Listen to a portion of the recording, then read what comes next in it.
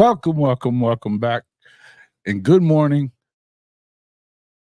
Good morning, and welcome back to Hall of Fame College Football's Rise and Shine College Football. I'm your host, Jason Watkins, and if you love college football, especially Oklahoma Sooner football, you're definitely in the right place. So before you forget, smash that red subscriber button, like our videos, and don't forget to ring the bell so you don't miss one moment of Hall of Fame college football.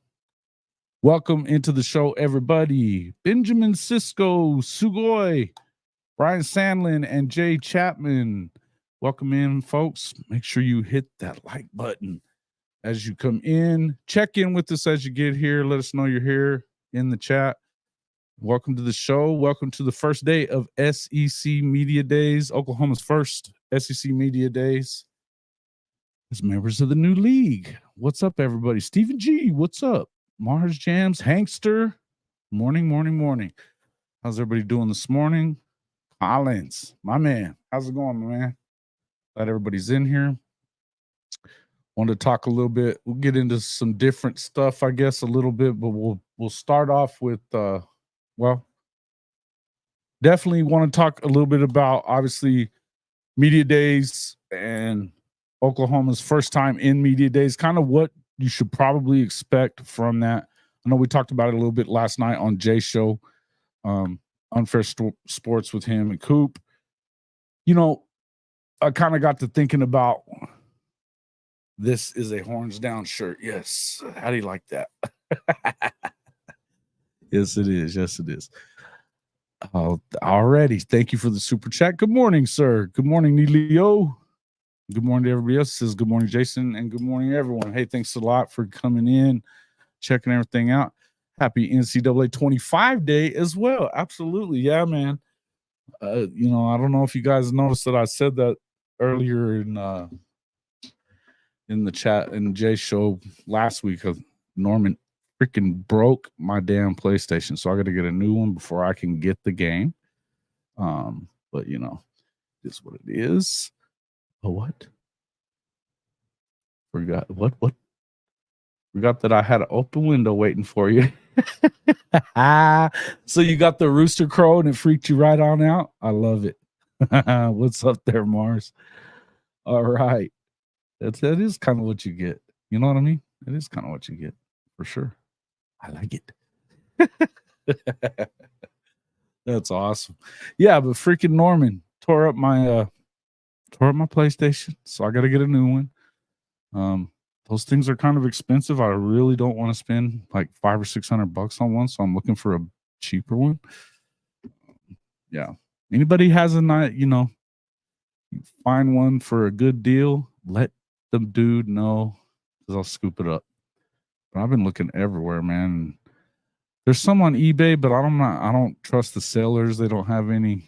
They're like $200, which that would be cool, but they're supposedly brand new at $200. I'm not buying it, especially when there's no reviews on any of these sellers and stuff that are doing it like that. It just seems like a scam to me. I don't know.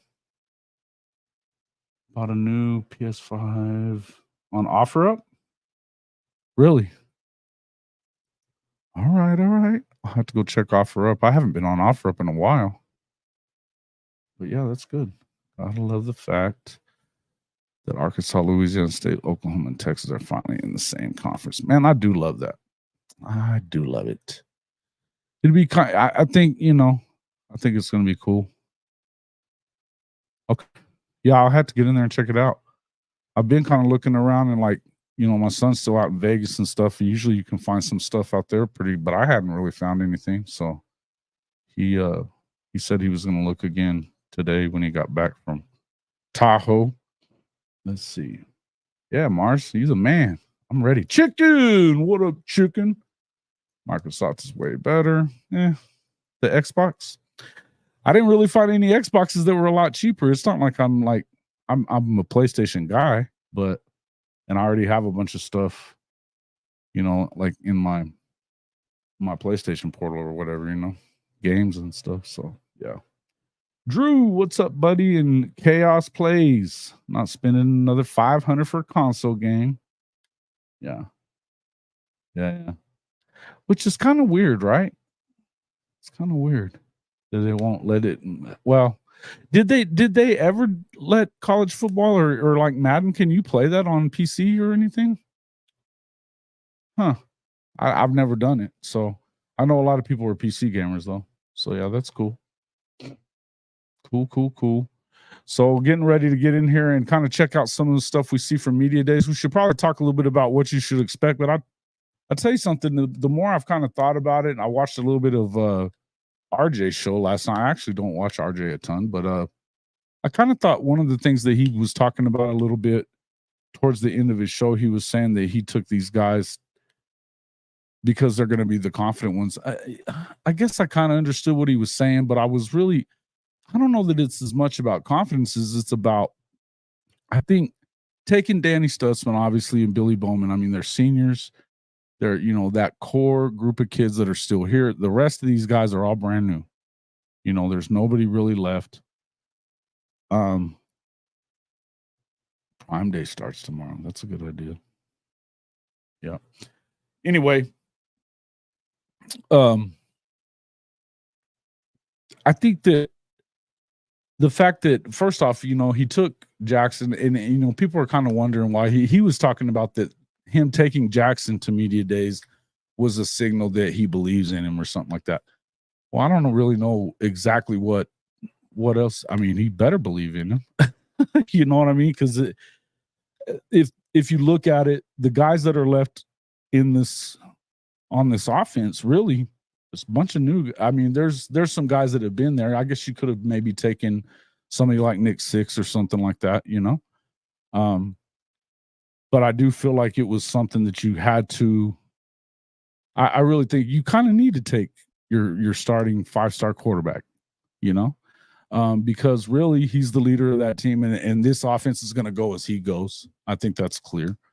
And you only get to take 3 guys, but I felt like it was, well, it's pretty obvious why he chose Bowman and Stutsman to me, because as 2 of the 3 players, having them as 2 of the 3 player contingent to accompany him, I think it showed that if OU is going to truly compete in year 1 and in the SEC, it will be because of those 2 guys, right?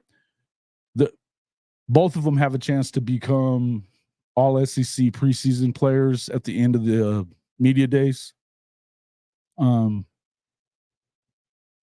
it'll be because they have led the way.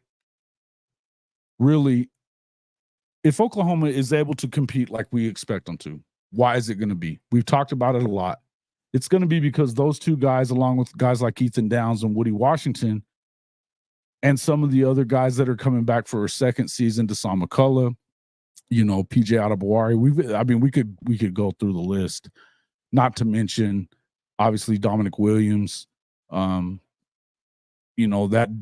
D line looks like it's ready to rock and roll, but it's going to take the leadership of Danny and Billy Bowman in order for them to really get to where they have to be. This is going to be that leadership. You think about when Big Mike Boganowski's been in here, right? And he's talked about having Michael just be a sponge when he's around Billy. And as we saw last year when Danny went down, the linebacking core suffered. And we can say whatever you want to, but it suffered. That, Kip got really a lot better towards the end of the season, but the rest of it just kind of fell off. So the idea that, you would hope that those guys are, they've taken the next step. A lot of those guys, Kip and Kobe McKenzie, obviously Samuel Omosigo and those guys, but you need Danny there, whether it's at middle linebacker or outside backer, but he needs to be out there on the field. And same with Billy. I would say that Ethan Downs, as I was saying last night, I was saying it half jokingly, but man, he stepped it up last year in big situations often. But I really feel like taking those 2 guys signified that Oklahoma's going to win with defense. They're going to win with defense. And in order for them to get where we hope that they're going to go, they have to be one of the better defenses in the SEC. Not for nothing, they're going to go up against the best offenses in the SEC. All of them. Except for Georgia, I guess. Unless you meet them at the end of the year. Right? I would say that,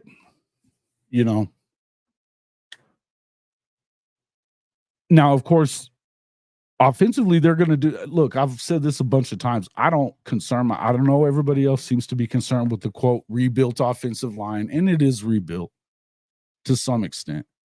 It also has some guys on it that are underclassmen that are showing a lot of promise from everything we hear. And again, it's run by Bill Bedenbaugh. I don't concern myself with that, but you need to have Jackson definitely be that guy this year because this offense will go as he goes. Now, again, as I said, if that defense is what we think it is, and I spoke to Adam McClintock last week, and I've got a video coming out. Actually, I'm going to do a couple of videos because it ran a little bit long. One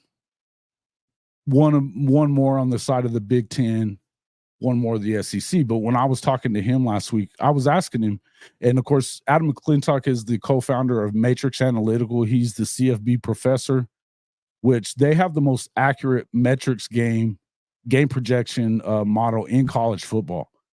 And he told me that not only was Venables considered the best defensive coordinator in the country by the time he, left Clemson, they do expect not only that, but they have already pegged Zach Alley as one of college football's brightest young coordinators in all of the FBS because they've been able to do that. Their company actually consults for, I think, 17 different programs in the country.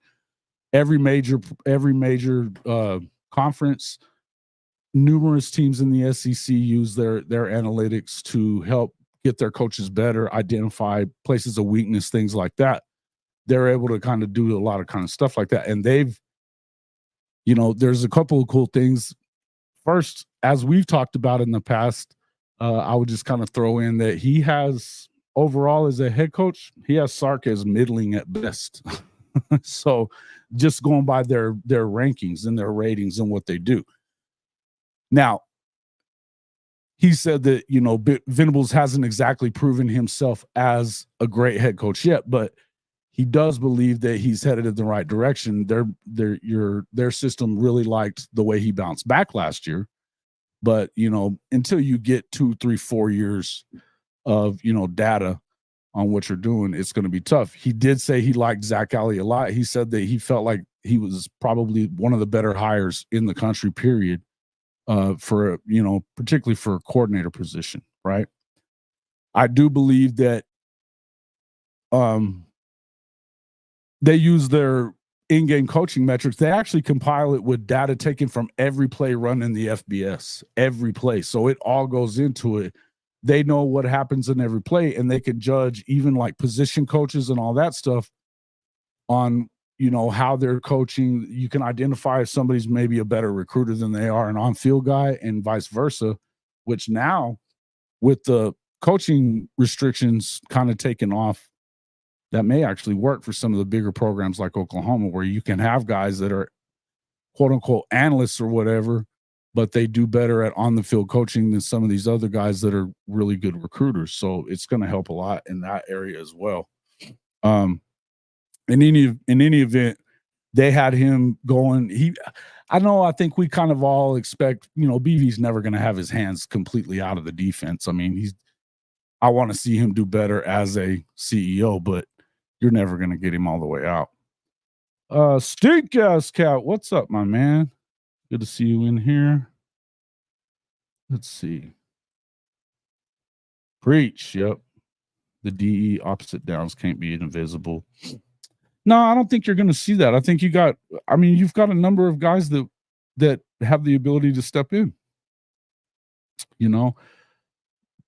Trace Ford, this is his last year. He improved. He was looking better towards the end of last year. That's veteran presence, but obviously you got PJ Adebawari there. I think that we talked about it a little bit last night. Nigel Smith is going to be one of those guys that's going to be able to move inside or out. He's up to 267. That seems to be the weight he kind of wanted to be at anyway. But man, his athleticism is going to allow him to do a lot of things. I expect that he's going to get some time. Danny Okoye, man, how are you going to keep that kid off the field? He's explosive, and fast. He's just a stud. And then obviously you got Caden Willard. I mean, this guy at Miami of Ohio last year, he had like 12 sacks. I mean, you're going to find some places for them to do some of that stuff. I just really feel like you will, And then Deshaun McCullough. Yeah, I think Deshaun McCullough is more of a natural edge guy anyway, outside linebacker / edge, depending on what set you're in and stuff like that. But, man, I just go back to that goal line stand for Oklahoma there. And you think about it, he was on every tackle. He was in the backfield at the snap, making every play. All the way down to the one where they threw it, and then Billy made that play on the edge. So I really think that, Deshaun he's a dog, straight up dog. And if he can stay healthy, and that's the beauty of it, is now that you have depth, and this is what it all came down to. But what I was getting at is I believe that they took this contingent down here. You're not going to hear them talking a bunch of crap and I don't know that I think they could acknowledge it. And when it comes to Danny, he doesn't really pull punches, and he doesn't mind saying what's on his mind either. So I could kind of see him hearing one too many questions about, how hard it's going to be in the SEC and saying, look, man, we're ready for the SEC. We're built for the SEC. And that's cool. Look, I think you do have to, like RJ was saying, you do have to kind of come in there and show that confidence.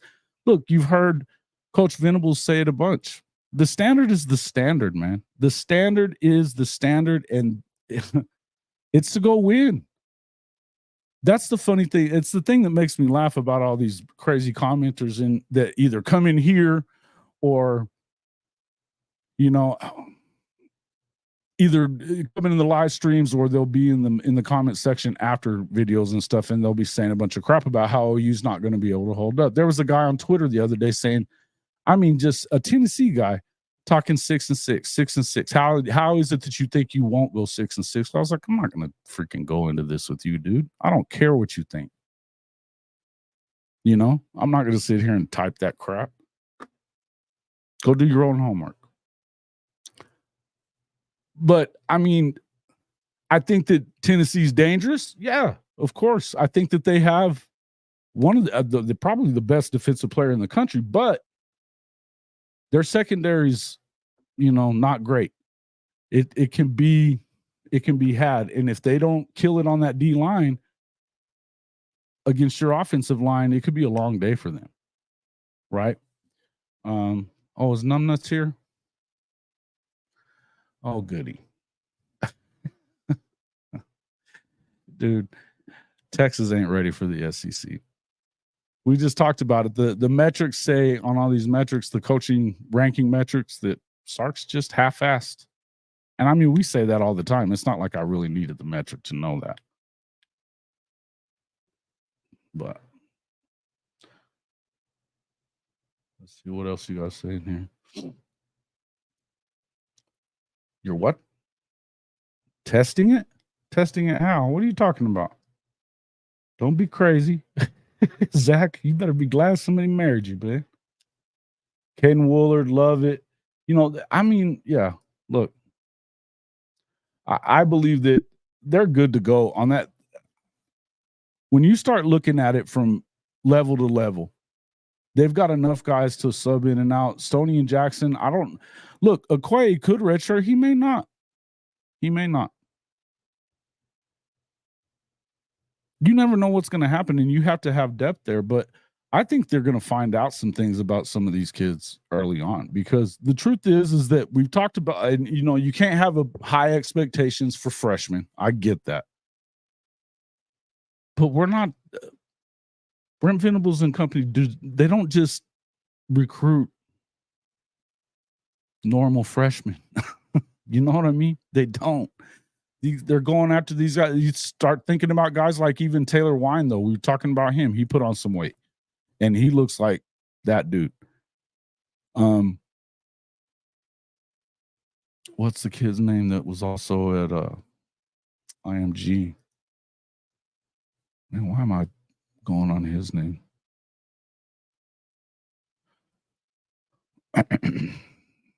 Yeah, what did y'all do when you got to that playoff? Gagged all over yourself like normals? Like normal?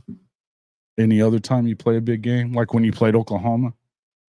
That's what Sark does. Just gags. 10-win season. One time that he's been over 10 wins, and you guys are acting like he's won multiple natties. Get the fuck out of here. Get the fuck out of here. You guys are gonna. It's hilarious. You couldn't beat us with the better team that you had last year. So what are we talking about, man? What are we even talking about? The video game. Yeah, the video game. Let's see.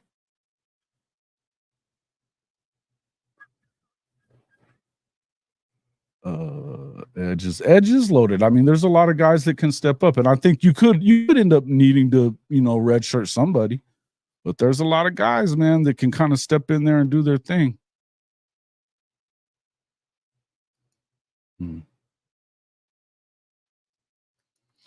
Look, dude, we don't have the same coaching staff here anymore. We don't. And had Lincoln not been kind of Sarkish in the Rose Bowl, which I was sitting in the Rose Bowl watching it, we should have won that game by freaking going away. Should have won that game going away. That was the one team that they had that could have won the Natty. You just watched Texas with the clearest path to a national championship puke all over themselves in the freaking Sugar Bowl last year. And look what happened to Washington in the next week. Michigan lined up and ran over their ass. Just like they're probably going to do you guys in week 2. Yeah. So I want to say it's pretty close to that. The metric that he does for the summer deal. Let's see the summer metric he has here real quick.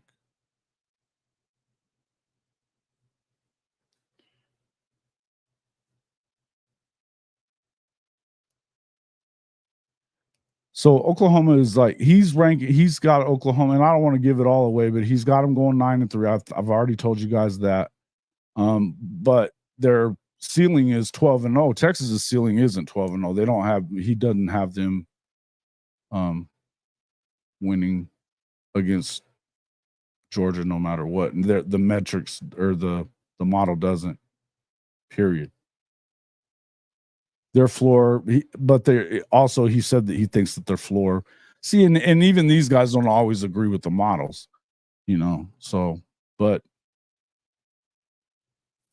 Texas is definitely projected to go up there and have an opportunity to do it. But like we said, man, I'll believe that shit when I see it. Now, Oklahoma their ceiling is 12-0. But they're in 6 toss-up games, according to the metrics, but I think you have to look at it. A lot of these guys, that's depending on.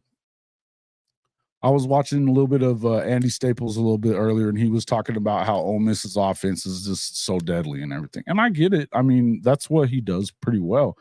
I would say the same thing is the truth when it comes to Ole Miss, though. If they're going to go very far, they have to be better on defense. And I don't know that just because they brought in a bunch of guys means that they're going to do that. And I know Texas isn't going to be better on defense. They're going to be worse. And they weren't good in the secondary last year.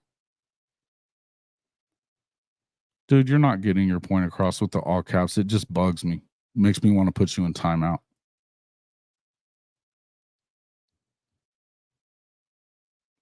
But you're right. It's the narrative won't change it. No, and that's fine.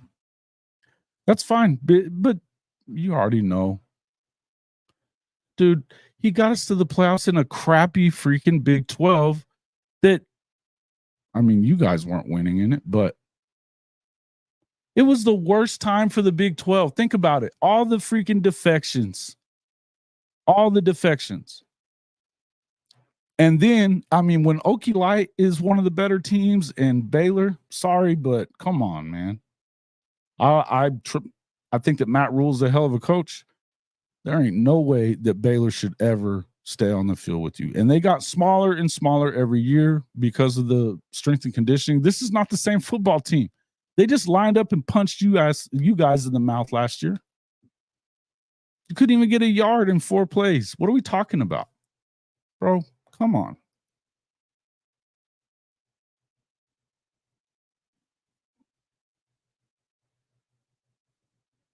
Yeah, the Alex Grinch defense. Yeah, that was part of it.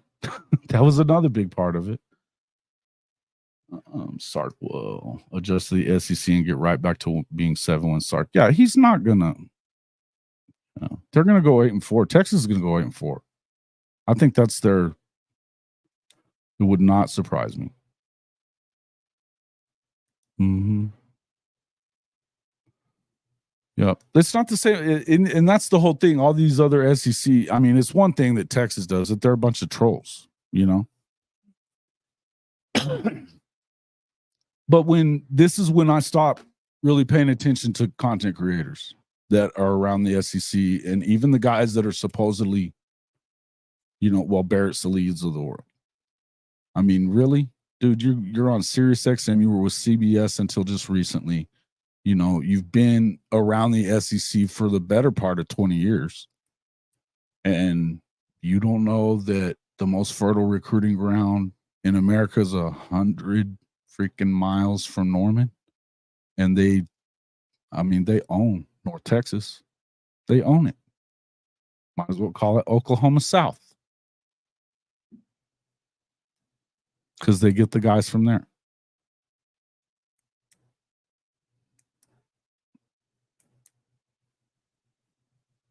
Bottom line, come on, dude. J-Day, here you go. I hope you guys at least freaking hit the like button on your way in, since you're going to run your mouth the whole time you're in here. Yeah, Norm. Fucker. He tore up my PlayStation, bro.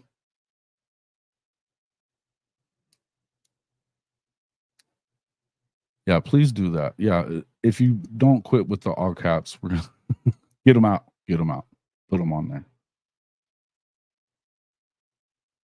Let's see. Texas sucks, horns down. Yeah.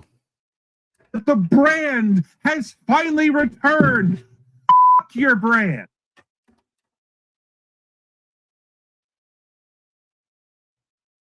There you go. Yeah, go ahead. Yeah, you can put them in timeout for it. Thank you for hitting the like button. I appreciate that.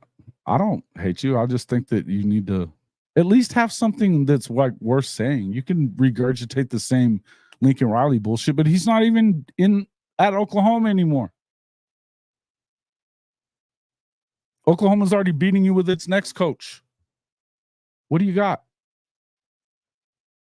Have something else. I don't know, man. So many people become Texas fanboys. Yeah. See, you ain't wrong. Where were these guys the last few years, And most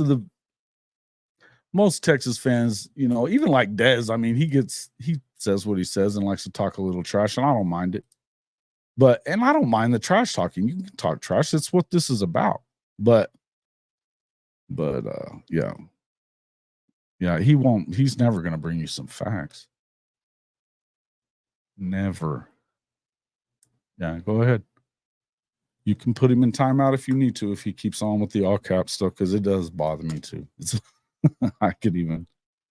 You have to get players from Texas. Well, you know what? It's too bad you can't do anything about it. That's a stupid one too. You don't just, you can't get Texas players. So, I mean, somebody has to get them and win with them. Just like the King used to say. What's up there, Jimmy Lee? Well, I mean, yeah, dude, it's annoying, right? Bishop Frank, my man. Benji's the best Texas guy. Where is Benji? He's not in here, huh? Or is he? Satterfield, welcome into the show. Did y'all get him?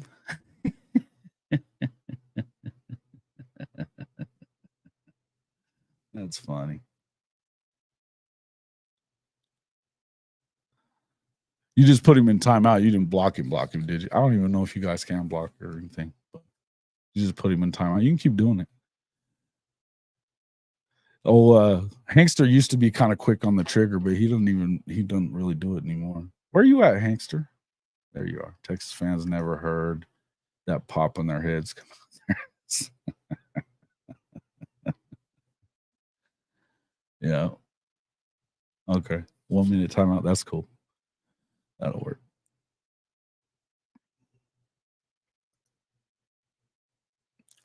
No, it isn't.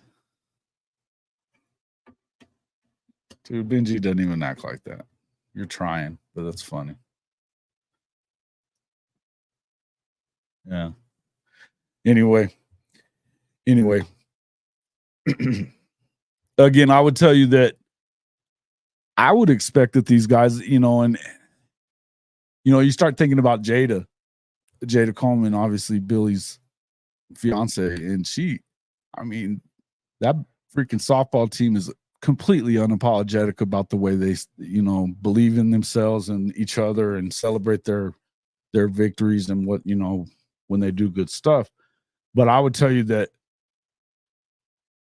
a lot of that comes from, and a lot of that stuff rubs off back and forth across programs it's weird how you see one program will start winning and then another one will do the same thing because it's just contagious, It's just, unless you're Texas, they win a bunch of swimming trophies and shit, but that's about it. But when it comes to a lot of this stuff, and the standard is the standard. That's just it. And they know that. And so I would venture to tell you that, particularly with Danny, these guys start throwing all that stuff about how hard it is and how they're not going to get sick of hearing it at some point. And they'll be like, look, we're going to come in and be in every game. And, they're not going to come in and probably say anything like we're going to dominate in this league. And they shouldn't say that. But do take in every bit of disrespect you feel like you get. And don't think for 1 second that these kids inside the Switzer Center ain't hearing it. I mean, you've seen it on the Red Dirt show with Nick Six and oh, why do I always forget that kid's name? And it's the tight end. Man, I love that show too. It's awesome. But they talk about it all the time. Yeah. Yep.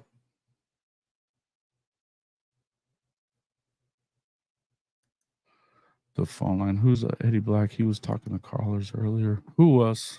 I wasn't. I don't think that I didn't say that their ceiling was. That's the metrics that said that their ceiling would be 12-0. Their ceiling's 12-0 because they're in a bunch of toss-up games. According to the metrics, they got 6 toss-up games. I don't know that I think it's 6. I think some of those, like I said, I don't believe in Missouri at all. You guys know that. I don't really see that as a toss-up game. I think that when they're playing an easy SEC schedule, there's no doubt about that. And so they're probably going to have 8 or 9 wins, more than likely. But how confident are you really that they're going to beat Arkansas and Bobby Petrino with the new quarterback, new deal that they got to deal with? I'm not. I don't think that they beat A&M, especially on the road. I don't see that happening. They're not beating Alabama. There's no way they're going on the road and beating Alabama. And they're not beating Oklahoma either. So that's at least 3 losses and probably 4. Would that surprise you if they lost 4 or 5? No. Even with that crappy schedule. When it comes to Ole Miss, I think Ole Miss is pretty good, and I like Lane Kiffin. But you still got to go and do it.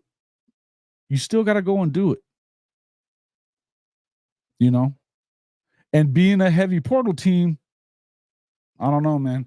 It just, that mercenary feel that you get whenever you're that heavy in the portal. I think it's kind of is what it is. It doesn't always work. It hadn't worked out yet. Yeah, that was bullshit, wasn't it, Benjamin? Welcome into the show, by the way. Hey, Timothy Green, my dude. 39 days is over. College football starts. You guys got a week 0 game? All right. That's awesome.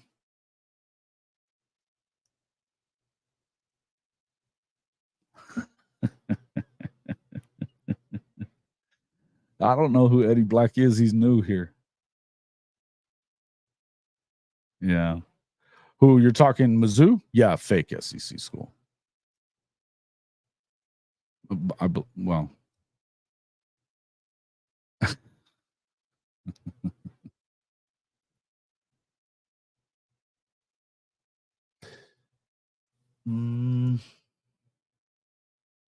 Yeah. Well, I think there's a lot. Well, and that's what I said this last week, and I meant it when I said this. Is you could tell that that's exactly what Teddy was saying. It's like, man, quit acting like only Oklahoma and even Texas are. We just got to get ready for the SEC. We're not ready for the SEC. You know what? You're not. You may not be ready for Oklahoma. I mean, you have to adjust to what Oklahoma is and the way that they're going to get up for games. Because don't think for a second that, look, kids have a tendency of looking past teams that they don't respect. No doubt about it.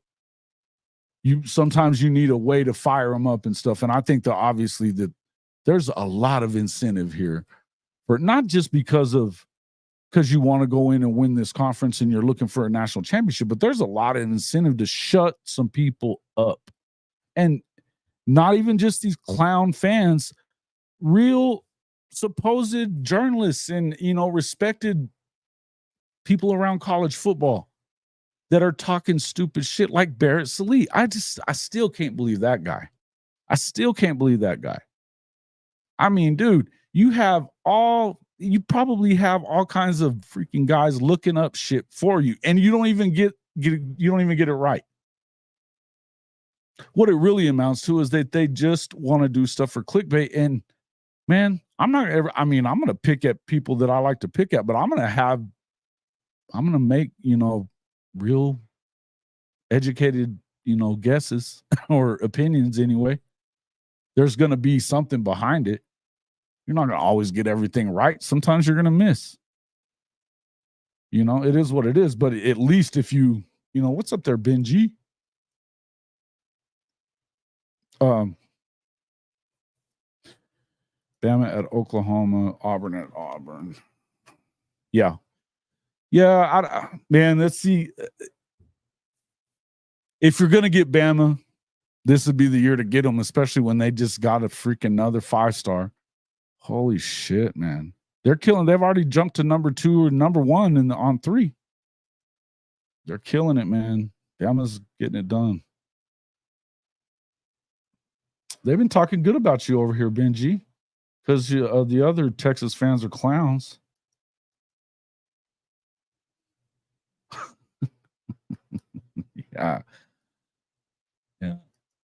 Yeah. Georgia. Oh yeah, Florida State and Georgia Tech playing overseas. That's right. In week 0. Yeah. I'll throw it out there for you. The brand has finally returned. Your brand. Yeah, but Chicken, I would say this, and I think you would too. The fan engagement needs to be better at the games with the SEC coming. No doubt. Particularly like, man, that Tennessee game, you don't want Nico to be able to hear shit. Nothing. I think they get Fasusi, but I'm not really the recruiting guy, man. But from everything, the guys that I believe and trust are saying he's coming to Oklahoma. I'm not going to chase those guys around like that, but he's talking to these Coop and PG. They both, that's what they believe. And I know that the PG talks to him all the time.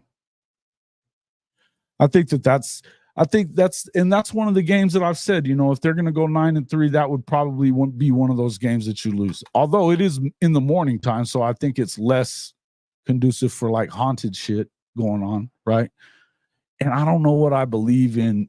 I mean, Peyton Thorne was trash last year, and you can blame it on the play caller if you want, but I don't think the quarterback was that good. Now, that is it Cam Ward? Is that kid from Alabama, that receiver, that stud? Whew.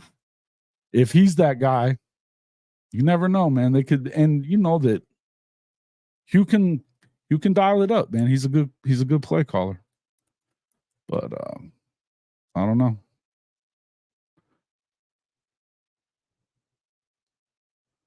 If Bama loses more than normal this year, the shine comes up. Well, what 9-3? Do you see them going worse than 9-3? Because I don't.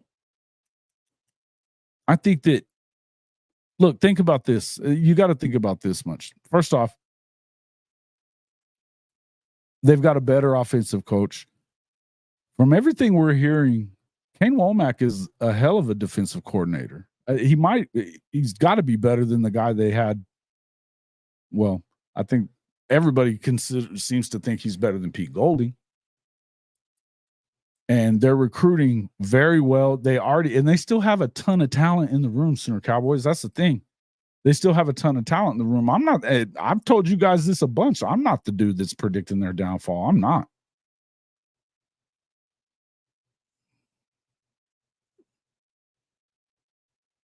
Yeah. What is this? You have to get Texas players. Well, yeah. Yeah. Well, somebody has to get them. You can't. Freaking, they're running off to Oregon. You guys are talking about NIL shit. Texas talking about not being able to outpay the Nike school. Look, let's not be stupid and act like freaking oil doesn't make more money than Nike's, bro. Because it does by a lot. There is no reason that you should be missing out on those guys, except for the fact that they are not. You don't have the guys that recruit that well. Even PK isn't a big recruiter when it comes to that kind of stuff. Losing Bo Davis might have been the biggest problem for Texas. That might have been the biggest loss. I hope so too. Yeah, that'll be better because you can get have everybody a little lubed up when they get there.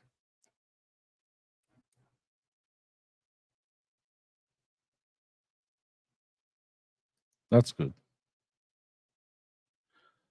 Well, yeah, I know. My thing is, one of the last times I was there, you had people, and it was pretty early in the game, that were like telling people to sit down. On a drive, they're going down to get ready to score and stuff. And it's like, man, it's freaking early. What are you talking about? This is when they need us right now. But I don't know, man. And you hear a lot of that stuff. Now, the student section needs to be part of it too. But I think the 11:30 games will help with that part too, because you're not getting the sun beating the crap out of you, every freaking week. Sitting there, OU takes back seats. Nobody, that's correct. Susi's a must get for OU and UT right now. But man, seeing Oregon all of a sudden get in his top 4. Well, look.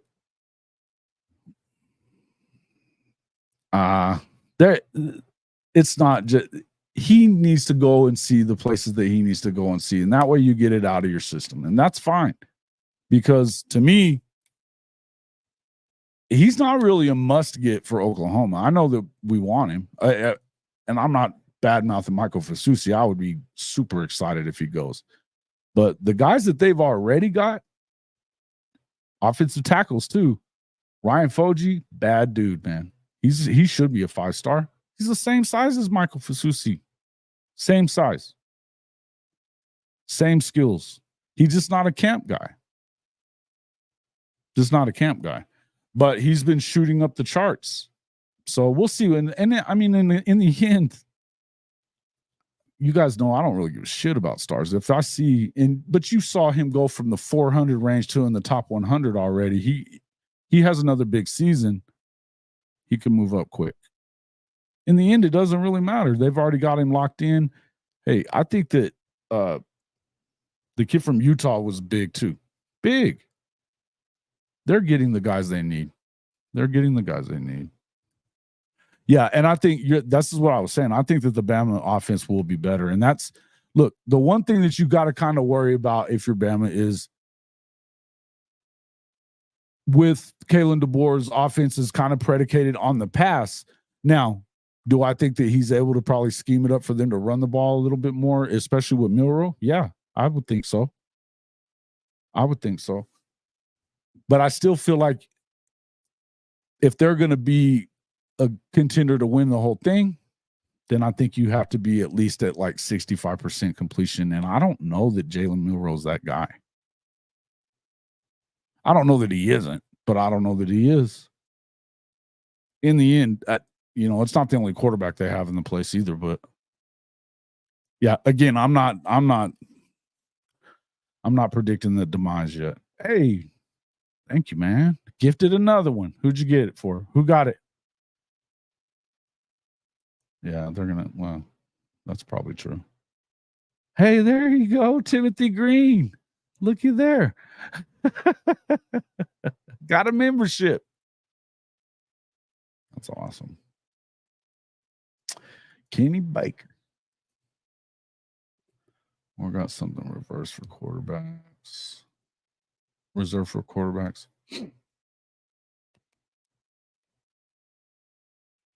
That's going to be, hectic. Yeah, man. Well, I think, it's going to come together so fast that, I think you'll kind of have to wait and see how it works out. But you get some of these cold weather spots, man, that's going to be a tough play. Like, hey, if Notre Dame, and that number 5 spot is kind of meant for Notre Dame. That's what they worked on. They worked that out, Swarbrick and all them. So that if they go 11-1, they're going to get that 5 spot, unless you had a bunch of undefeated teams, which I doubt you will. But you end up with, them at 11-1, they're going to get that home game, and it's going to be freaking cold in South Bend in early January. So fucking cold, and dealing with touchdown DJs. Of course, they'll probably get that would be the 12 seed anyway, so they should win that easy.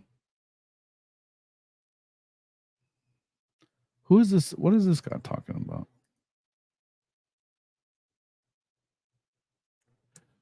Yeah, no, Benji, that's what I was saying. I think that losing Bo Davis was the biggest mistake that Sark made. It's not about the guys that went to the draft. Good for them. You can't, once particularly when you have that many guys that were first, second, third round grades, you're going to lose them. When you got to strike when the iron's hot. So it's, to me, I would think that was part of it. Losing Sweat and Murphy is a big deal, but they should have paid up whatever Bo wanted, whatever he wanted, because he turned 2 3-star guys into first and second round picks on the D line. Maybe this guy from the Dolphins is good at developing, but he hadn't recruited anything yet. He's missed on everybody.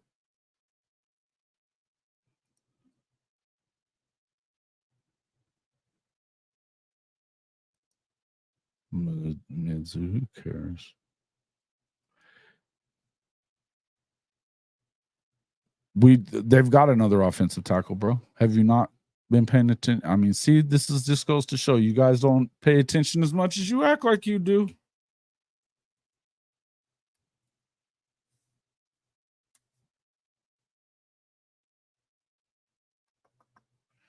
Let's see.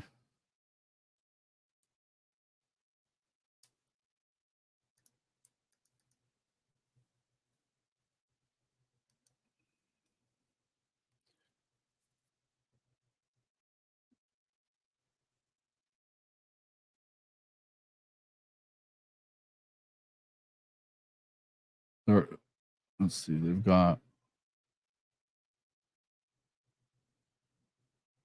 the right one here. Foji's a big deal, and he keeps moving up too. But you've got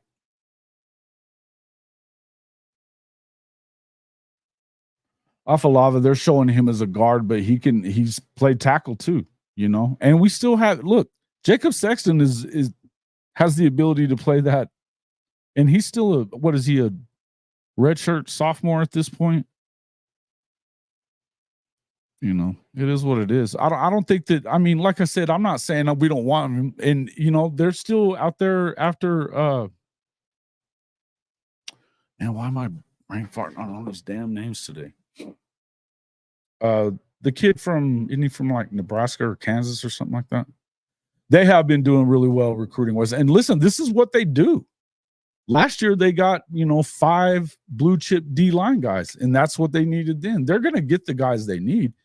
And look, that was what I would say is, like, as much as I think Kyle Flood is a better recruiter than he is a coach, I don't think he's a bad coach, right? I think he's a good one, but he's not Bill Bedenbaugh. He's not. And at this point, you've got that many guys in the league that are not just in the league, starting in the league, stars in the league at their positions. Look at Lane Johnson. He was a freaking quarterback when he went and found him. A quarterback. He's been playing in the NFL for 15 freaking years now?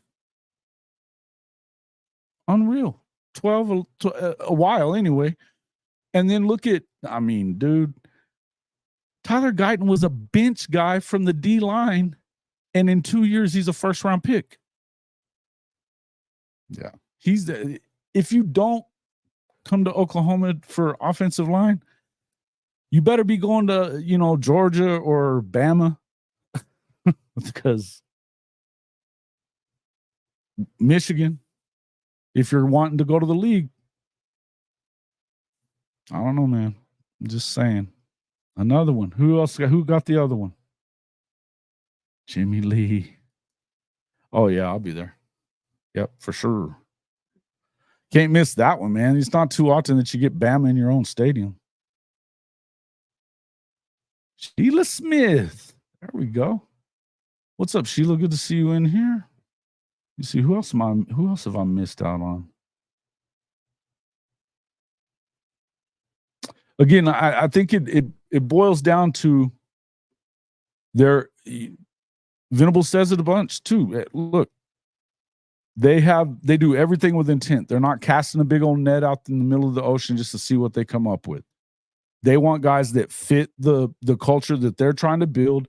And I'll say it again, money and flash is not what does it. I understand that you have to play the NIL game, and you better play the NIL game, and they're doing that. In fact, they're ahead of the game when it comes to all this NIL stuff, and they went and got, the guys from the Eagles to, come in, be the general manager and run the money side of things so that Venables doesn't have to. And, you're going to end up probably with some kind of salary cap or whatever. This is something that they are doing the things that you have to do. But that just tells you, though, still the most important thing, and I said this the other day on that USC show, and they were talking about Oregon, about it's all about money. Like, USC doesn't have freaking money. Like, they can't pay players. Get the hell out of here. They're paying Lincoln Riley $100 million, and we'll pay him no matter what. They'll have to pay him.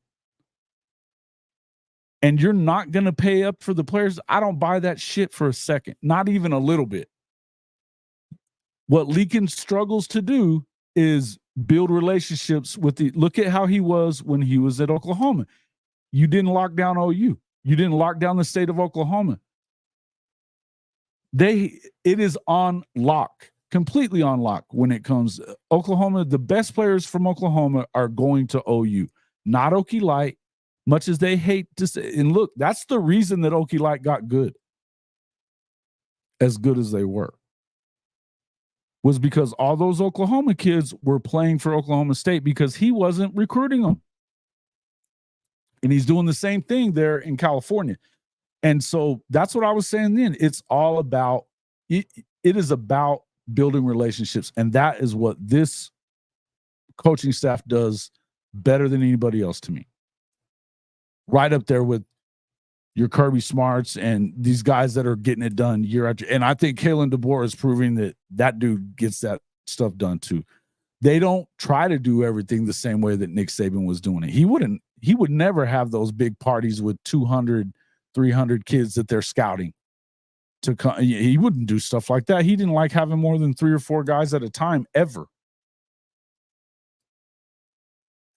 So to me, that's, yeah. Why? Oh, his son's playing there. Yeah, I get it. But, well, money was enough to get him out of there. They made him the highest paid assistant coach in the country.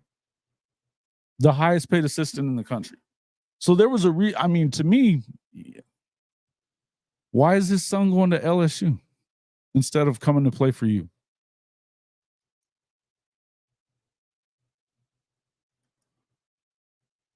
Yeah, I think he is going to play guard, Zach. You're right. Afalava? Probably so. No, they're definitely pushing hard for him. There's no two ways around it. Man, you're just dumping them out there, Bishop Frank. You're the man.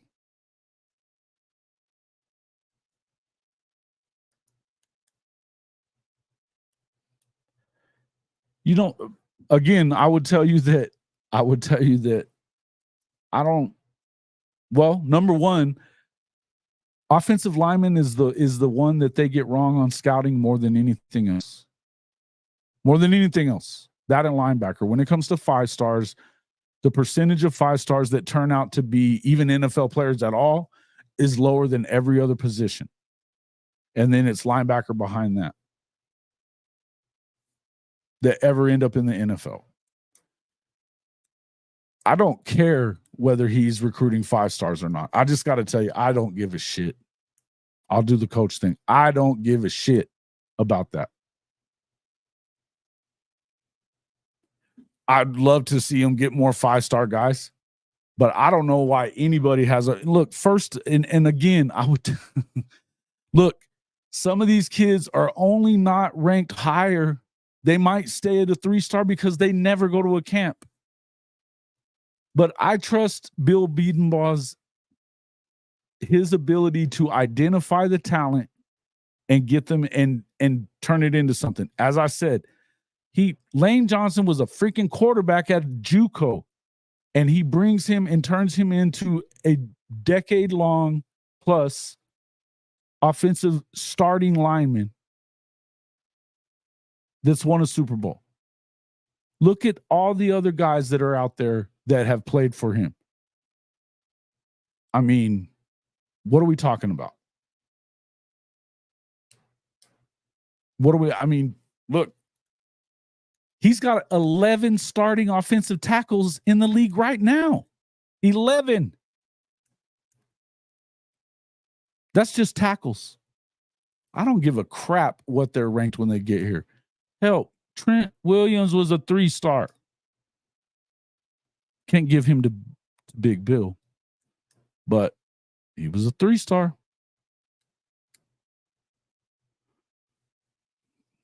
I don't know why anybody wouldn't go though. And I think that from what I could tell, the last time I was watching something where PG was talking to Fasusi, he flat asked him, he goes, do you guys think and talk about what BB is and all those guys that are in the NFL and the development that you get when you come here?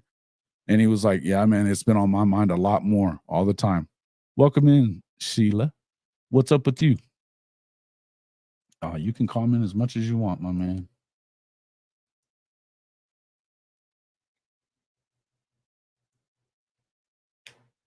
Anytime.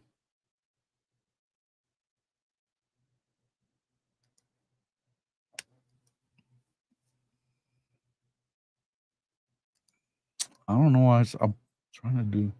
Oh, Davis, who? What about him? Hey, man, Bishop Frank's our guy, man. Appreciate him so much all the time. Whoops, walked into the wrong room. Sure did. There's other Texas fans in here, but whatever. I'll give you one. The brand has finally returned. F*** your brand.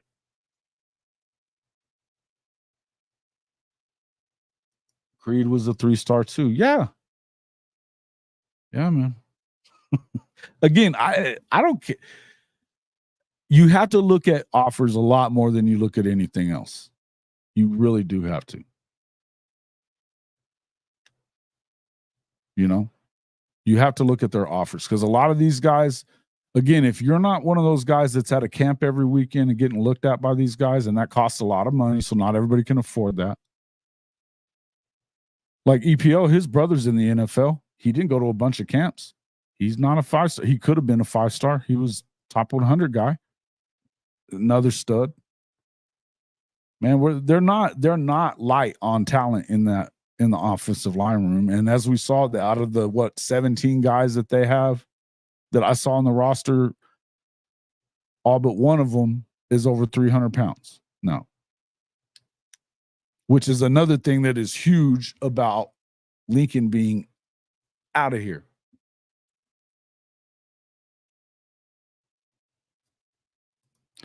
This is yeah, absolutely. The mountain of founding fathers. You damn right. He's the man. Yeah, get into that. Yeah, definitely. Jump in there, get into the Discord. I'm going to make sure I got my my notifications up louder so I'll be on there more. Yeah, no doubt. Yeah, look, and like I said, well, look, Tyler Guyton didn't even play when he was at TCU, man.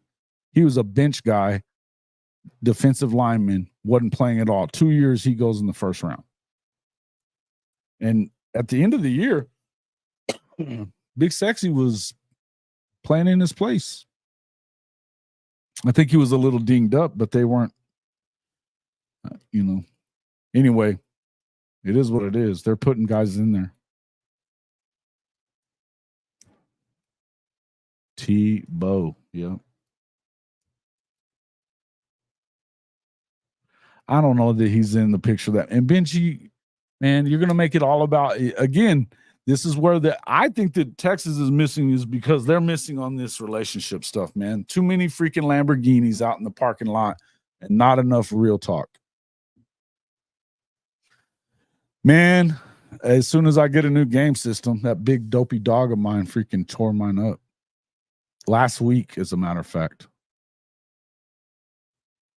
So as soon as I get a game system, I'd already bought it or had it, on reserved to get.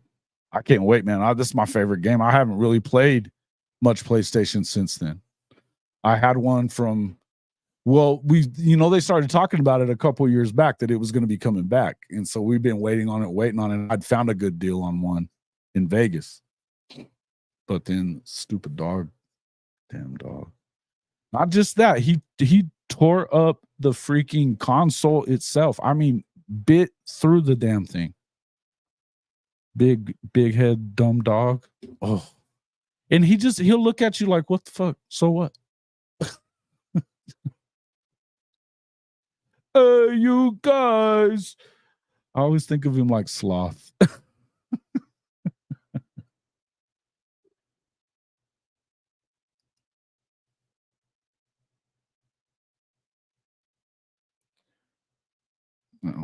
Well, we'll see.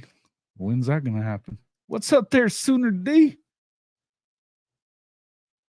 Bro, yeah, I've got it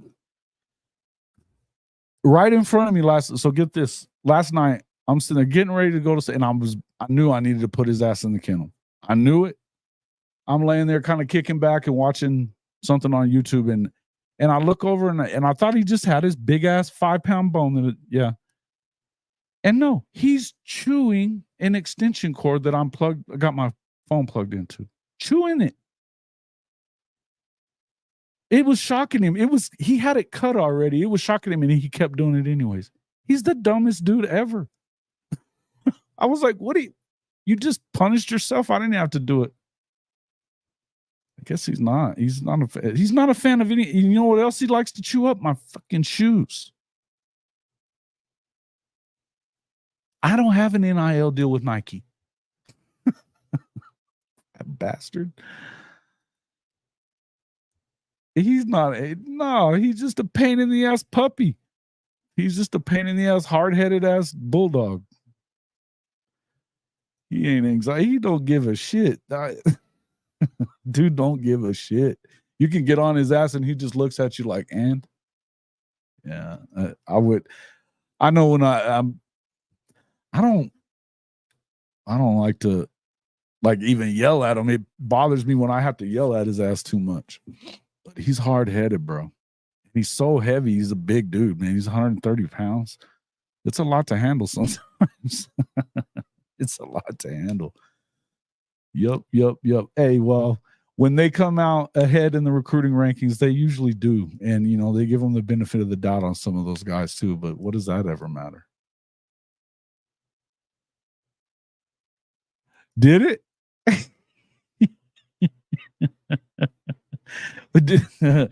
Do we have video? I'd love to see this.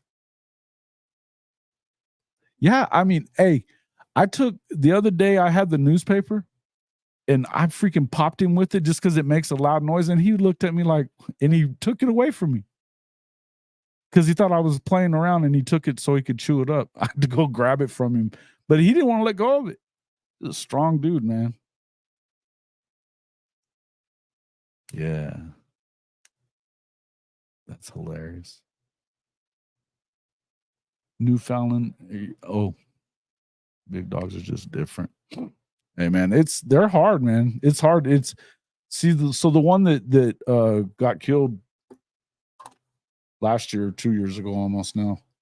She was a bully, but she was little. Just she was like 45, 50 pounds maybe, but she was a sweetheart. I mean, they're lovable and she was a little hard-headed, but that's the other thing is male dogs with men are a little different, than they are with women. And like my Missy, she was amazing. She was a great dog. She listened. I mean, and like when I was doing the podcast, whenever I just started the podcast, she would sit next to the desk and never move, She wouldn't move. She just kind of wait. Did you say get him a cat? I don't want to see all that. He's been sticking his face in this stray cat outside, and it worries me. He's got all his shots and everything, but I don't know why we're here talking about Norman so much, but there's this big dude, and he's a big ass cat too. You can tell he's meaner and shit, and he's not scared of Norman at all. And he'll stick his face down there, and that cat almost hooked his nose the other night. I pulled him back on his choke chain and stuff. He finally, and I was like, bro, you're gonna get your ass. He's gonna tear you up. I bet you it's a high percentage, bro.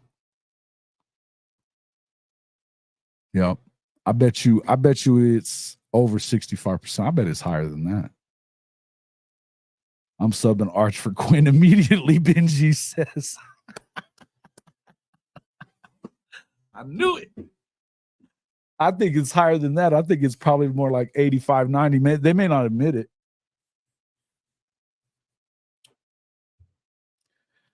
I think that Quinn's going to end up getting freaking he's going to get poor Quinn, man. Dude's going to give that dude a complex over the damn NCAA game.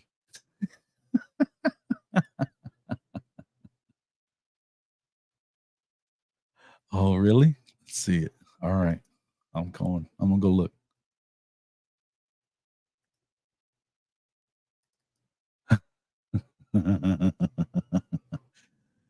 No, you did this. I love it. My man. Well, we got to post that, bro. Is it just a picture? You didn't have any sound of him talking shit? I love it.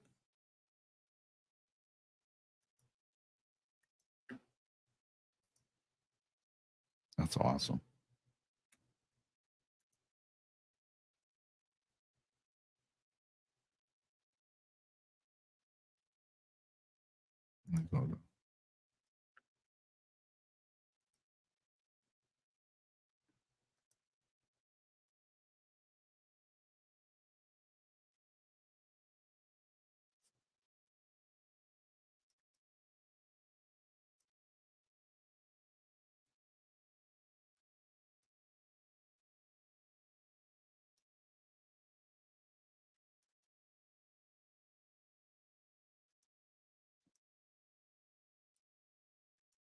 don't know why it always does that, where I have to like rename it.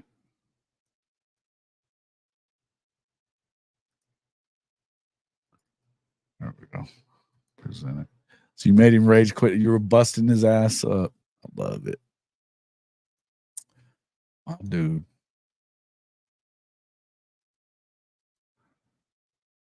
Congratulations, Stephen G. You're a rage quitter already. Good stuff, bro. Good stuff.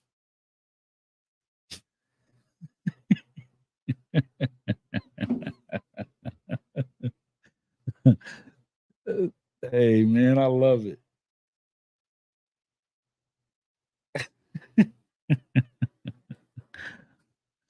An NIL deal from Xanax. That was a good one, chicken. Maybe the it wasn't you. It was just you were watching.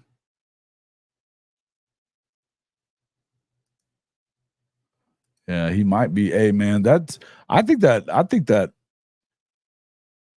that's the other thing that makes me laugh about these Texas fans is that everybody talks about how Michigan's got all they had 2 extra guys than Texas go to the NFL into the draft, 13 to 11. Texas just reloading. Michigan's going to be shitty according to everybody. Come on, make it make sense.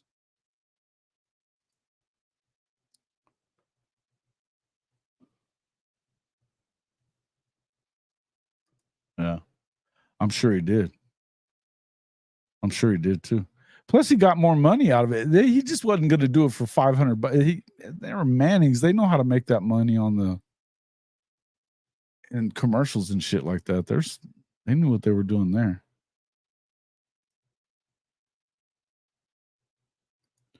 So they're already up there doing it. I wonder if we need to find somebody to do it with. What's up there, Cowpoke?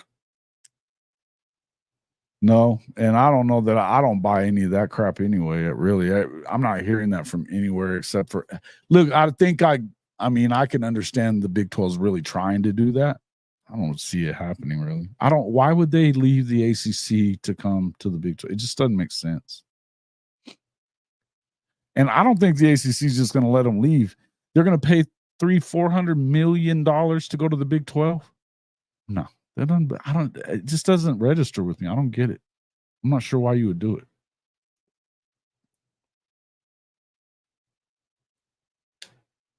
I'm not. I don't pre-read anything of your comments. I don't care. You put them up there. I just don't.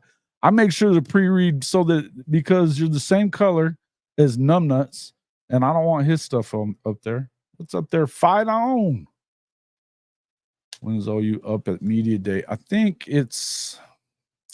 I was looking for the time earlier. I know it's today, but let's see. OU. Let's see. Venables at podium. Let me make sure. I was looking on the SEC site, and I don't love it.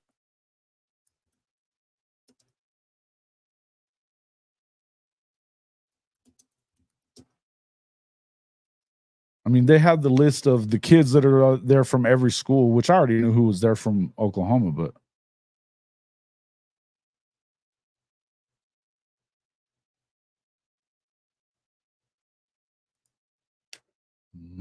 what time? So Sankey goes on at 10:05. So he's been on. He's probably on still right now. He was the first one. Let me see. Okay, Sankey followed by LSU, South Carolina. 145 to 445 is Ole Miss and Vanderbilt. So they're not. It's tomorrow, I guess. I was thinking it was today for some reason. I thought it was today. Apparently not.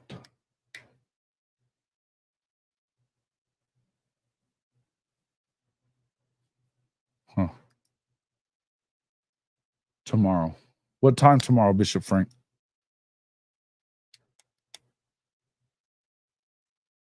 Yeah. Yeah, that was, yeah. I don't know that it's leverage against the SEC or the Big Ten. I think it's more or less Here's what I think. I think that if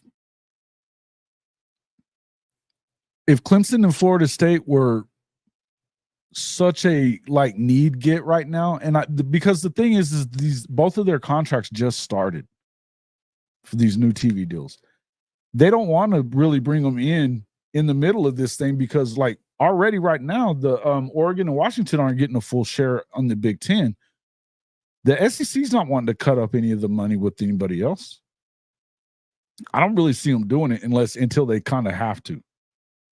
But if they were so sought after, they'd already have something going. They would, I mean, they would have back channeled it and told them, yeah, pay out and we'll bring you on. The only real target is Notre Dame. That's the only real target that's out there that both big conferences want. Because it's just the money that they bring. Yeah. Early release. Yeah, I paid for the early release and then freaking Norman chewed it up. I don't know, man. It just, to me, I feel like it's a lot of urgency. And even when we had Bomber on here the other day, he was kind of still saying the same thing. They are still in the middle of the lawsuit. It's not going anywhere anytime soon. But that's what Bomber was saying. He goes, I don't really see them giving up the lawsuit because the ACC is not going to settle. There's no reason for them to settle.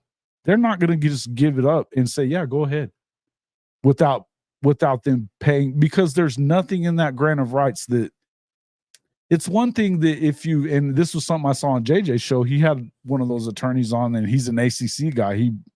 Everybody in his family went to an ACC school. It sounded like, but the guy was saying, look, all this stuff that they're talking about, the predatory practices or whatever in their contract, but they signed it and they've taken hundreds of millions of dollars from it already. So if it was so bad, it didn't get bad until you just don't like it that the landscape has changed and people are sign bad deals all the time. I don't really see an out here. And I just don't. I mean, I'm not saying that you can't do it. And there's a number, but they're not. If they really think that they're going to get out for the cheap, they're not. I can see they're going to leave at some point. But why would you pay $500 million freaking dollars? Because now you got to make up that to make your money. It just doesn't even make a lot of sense.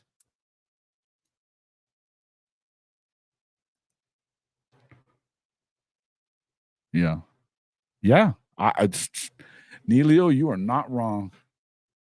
You are not wrong. If he doesn't get it together with the NIL and transfer portal, if he doesn't, they're done. Seawalt was talking about that. He's a Clemson guy, and he's like, I don't get it. They're losing guys. Now they're starting to lose guys in recruiting too. Like they had that kid that was locked in for a while.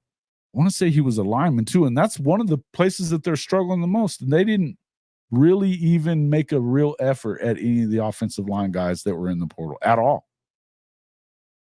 They lost guys to like, who did they say? It was like nothing schools. I literally don't remember who they were because they were just completely forgettable schools that they didn't even go and visit Clemson because of it. Look, that's okay. At the time that they did it, it wasn't. It was stability, quote unquote, and they make a lot of money off that ACC network, just like the SEC is about to. They're making a lot of money, and the thing is that they got it on the cheap. It's going to go up the longer over time, but like most of those schools are not really trying to leave. I don't even really think Miami wants to leave. You haven't seen them throw into the lawsuit. You haven't seen Carolina do it. You keep hearing that they might. I haven't seen it. What's up there, T? Thank you. How you doing? Yeah, it is. I mean, but nobody was making a bunch, and they're contracted as it is. Will it'll pay more than the Big 12's contract does the longer it goes on. But I don't know, man. Obviously the Big 12 gets to renegotiate later too. And I think that Yormark does a good job for the Big 12, but yeah, I don't really see that happening.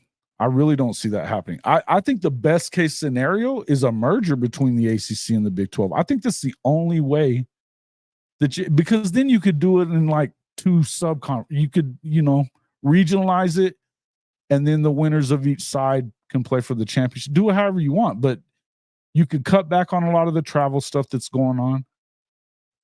I think it would be a lot better for everybody. But that's just me. I don't believe that any of this stuff is like set in stone for sure. And I mean, TJ Pittenger's saying no, that it's not. It's not. So TJ's been on top of it more than anybody from the Florida State side. West Virginia played Texas, and we won the game on a 2-point convert. I remember that game. That was fun.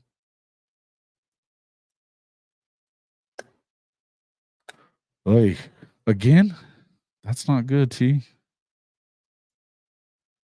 Why would it be messy?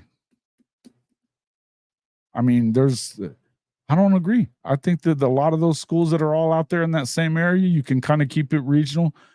They don't all have the same amount of money as Texas or OU even. And look at the SEC. They don't want to get out of their regional footprint. They're not trying to. They've been not trying to.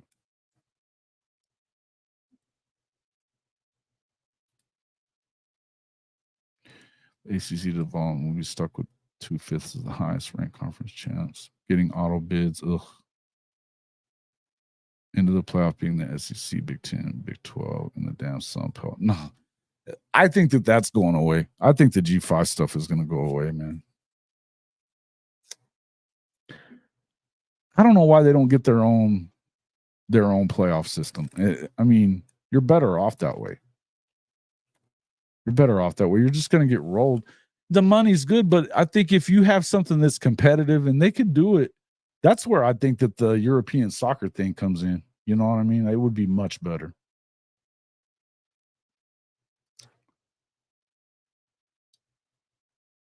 Yeah. Well, and I mean TCU beat Michigan. Of course, Michigan definitely played garbage, but look at what that turned into. 1:30 Central. Okay. So 12:30 tomorrow. Cool. So yeah, and that's Bishop Frank. We were talking about the guys that he took. I think it was a clear indication of what they intend to lean on. Now you got to take Jackson because he's the leader of that offense. And I think at this point, most of the guys that were here, Stoops is gone, and that was really the last of the older guys. Most of these other kids are young, new guys. So he's definitely the leader, and you need him to take over. I think that was a good move, but I think it was a clear indication of what Oklahoma intends to win with when they get in the SEC. And it's going to lead with defense, and it's music to my ears, man. They'll always be good on offense. They just will. But, defense is where it's got to start. I don't see it. I don't really see them breaking up.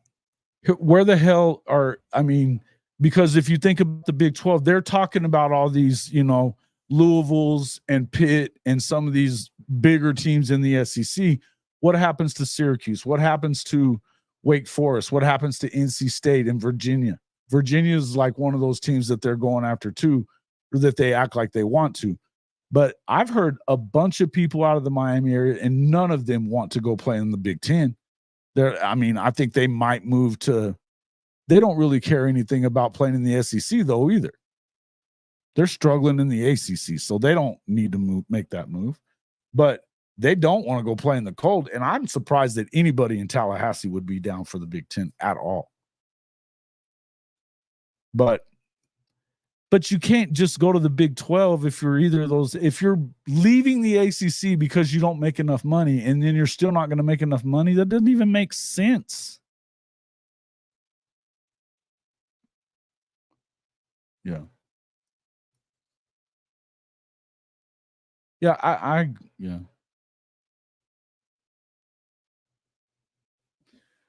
Well, they're not going to give up any of their. The Big Ten is going to stay the Big Ten if there's 50 teams in it. They don't care.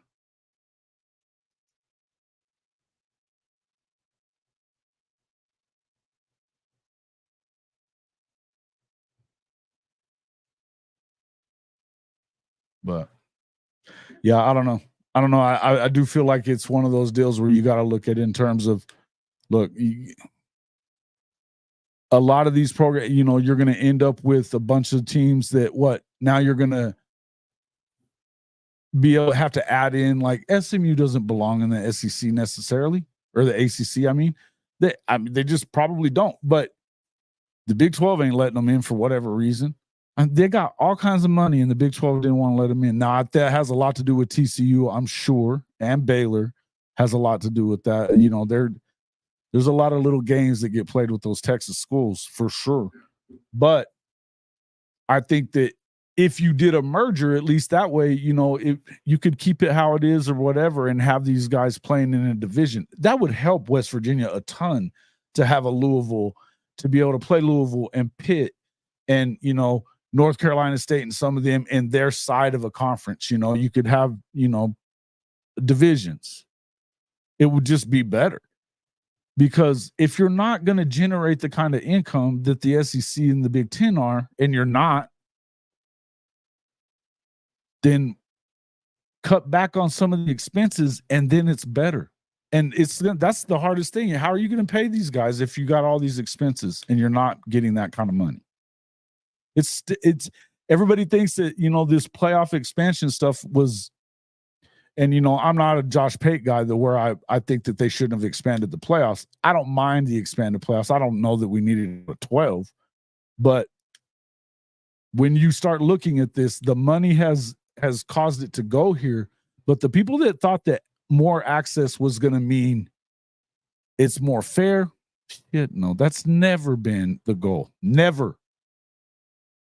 It wasn't the goal of 50, 60 years ago. It's not going to be the goal 50, 60 years from now. It's never going to be the NFL. Parity is not their aim.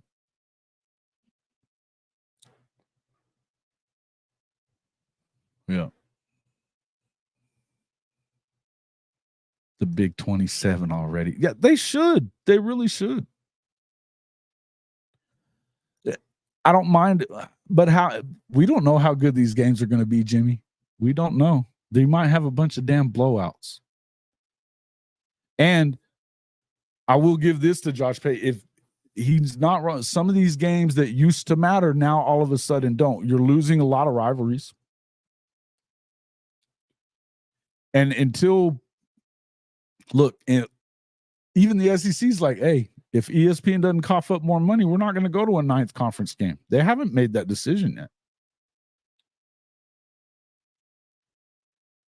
150. Yeah. I think Bishop Frank said like 140, 130, something like that. Cool.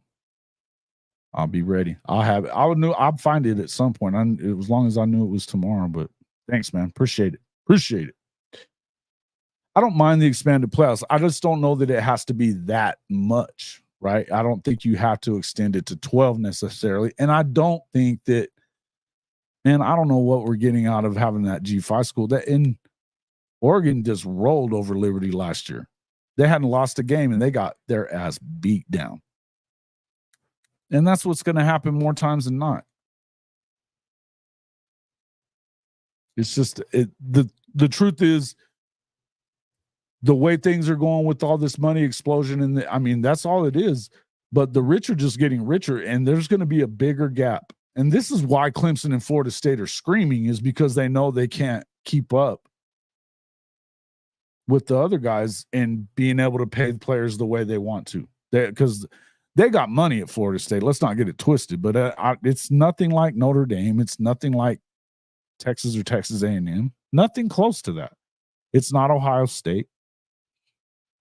Not only that, they've already got that money, and now they're going to be getting $40 million more per year than you. That's not going to last very long. It's just tough.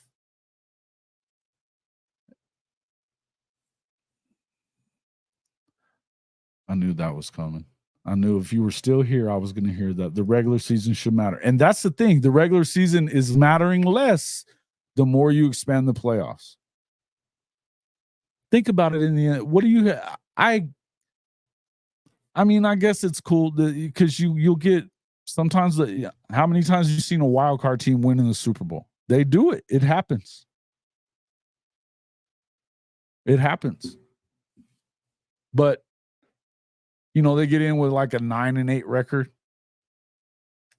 and somehow figure it out. It's wild. But that's the thing is you have to look at it. It waters it. It's going to water down that competition like that. It'll never get to that though, by the way. It's never going to be the NFL.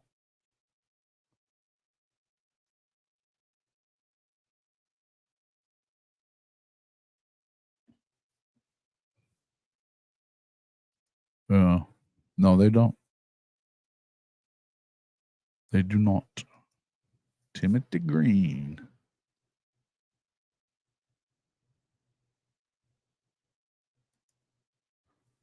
What are you up to there, Shotty?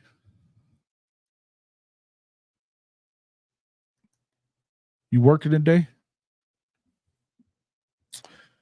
All right. Let's see what else. So I was gonna see what else we were up there. I need to check. I hope everybody has hit the like button. I'm about to check it.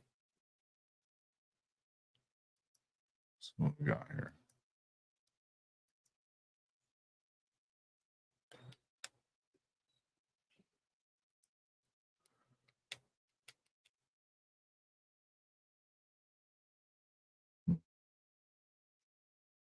We've had 450 views and we've got 40 likes. 10%. Come on.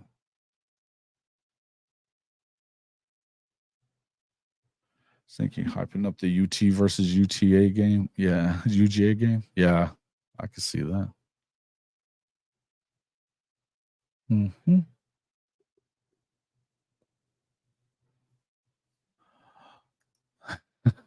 You're doing what?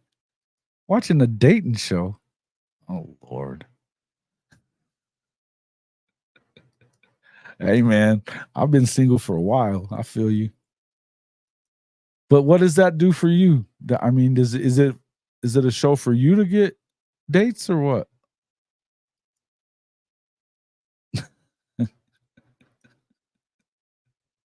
Back in them streets. Shut up.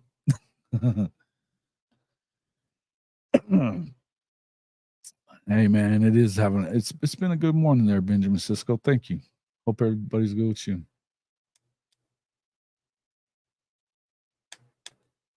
You want to jump in for a second there, Shotty? I can throw you a link.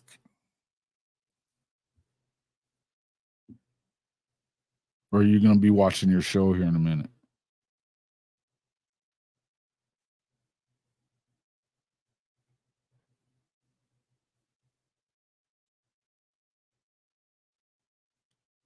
There you go. All right. So your boy's single back in the streets. It was downtown Houston yesterday. Good time to be single. Is it? What? Wait, it's good for.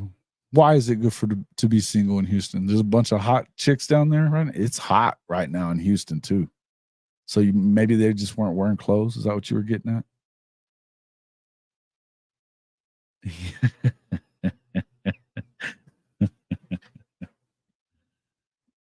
Shawty's life ain't complicated. He chills. He does what he wants. Okay. No worries. Cool. I feel you. That's funny. So let's see. Oh, yeah, that's what I was gonna do. All right, yeah. So I hadn't been not really loving these prognostications have been driving me crazy. That SEC Unfiltered dropped it. They had Oklahoma finish in 11th. 11th.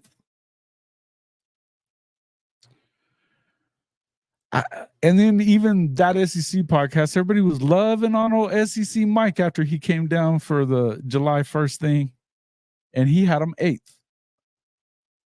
with Texas in front of him and Texas A&M in front of him too. I don't love it.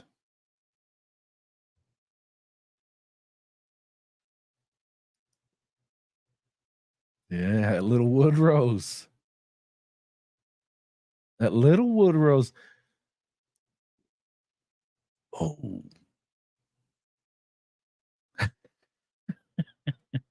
Hey, man, be glad you're married.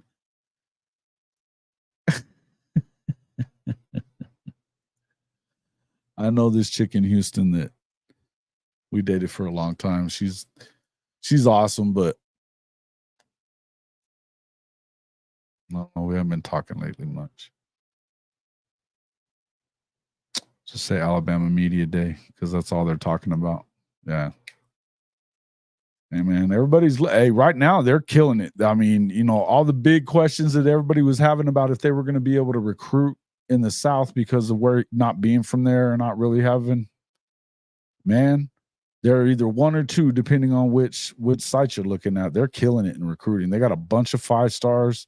They've got 10 guys in the top 100. And how are they doing it?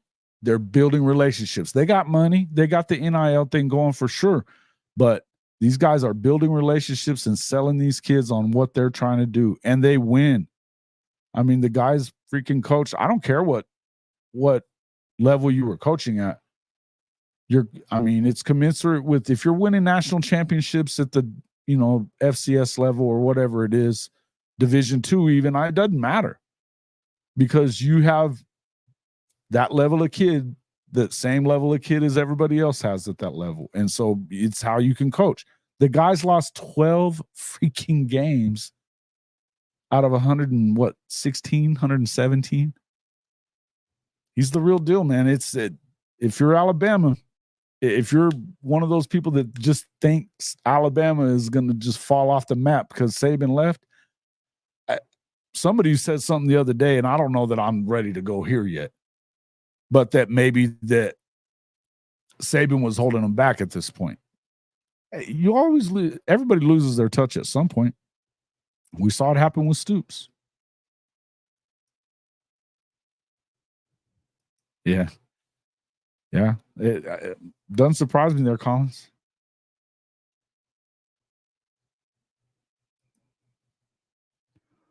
Yeah. They're fighting who's fighting for clicks? Oh, yeah, well, that makes sense. Who's up there at the panel right now? Yeah. So the ESPN guys, yeah, freaking Saban working with them now. Is he there right now on the panel? See, I'm missing all this stuff. Yeah. Listen, man, everybody's got to start somewhere, Everybody's got to start somewhere. And Kalen DeBoer started at high schools and he was killing it there. It happens, That's where Hugh Freeze started. I mean, a lot of these guys don't start off wasn't Gus Malzahn like a freaking all-time great high school coach in Arkansas too? He was. He won like a bunch of state championships or something. And then he became a coordinator, I want to say at Arkansas, right? Maybe it wasn't just Arkansas, but anyway. Look, I mean, I'm not crowning them. I'm just saying I am not gonna freaking predict their demise right now.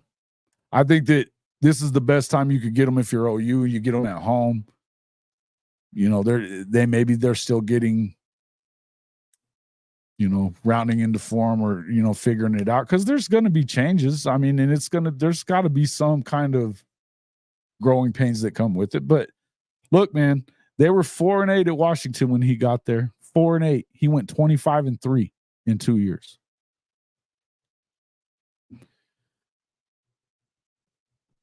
He beat Texas twice, Benji. Yeah. 5 or 6 state championships, yeah. Mm-hmm. That wouldn't surprise me. Yeah, Neilio, I figured you would have that one down.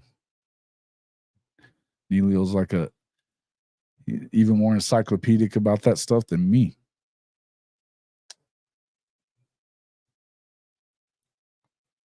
All right. So I don't know. I definitely over the next couple of days, I'll probably do it. Maybe on Wednesday, I'll drop them. But we need to come up with in fact, so for all of you, this is what we can do. Everybody that's a member, channel member, you're going to be in our Discord, right?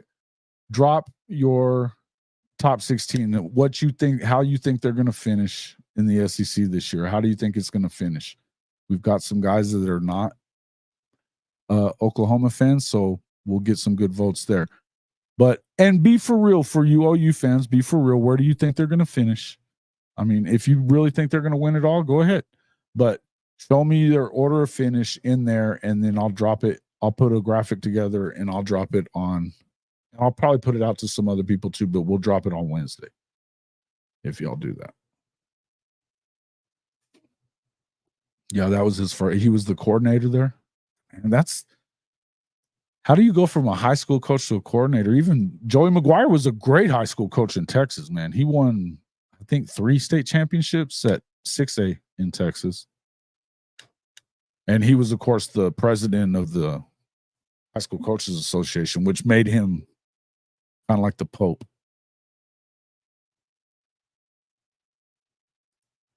Here we go. Mustang Springdale years went down to Arkansas to take on Malzahn's boys and got pummeled. And those Rockers high school teams had multiple Sooners on them. Yeah, they did. I remember that. Who did?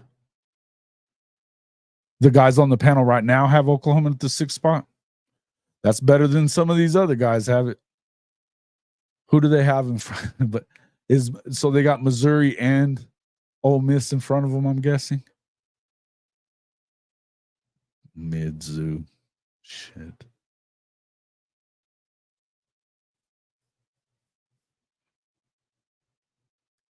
Thank you, thank you, thank you. Free and easy. Thank you, Timothy. You are the man. Yep. Help us out with those likes. I don't ask for much else. Just make sure you do that.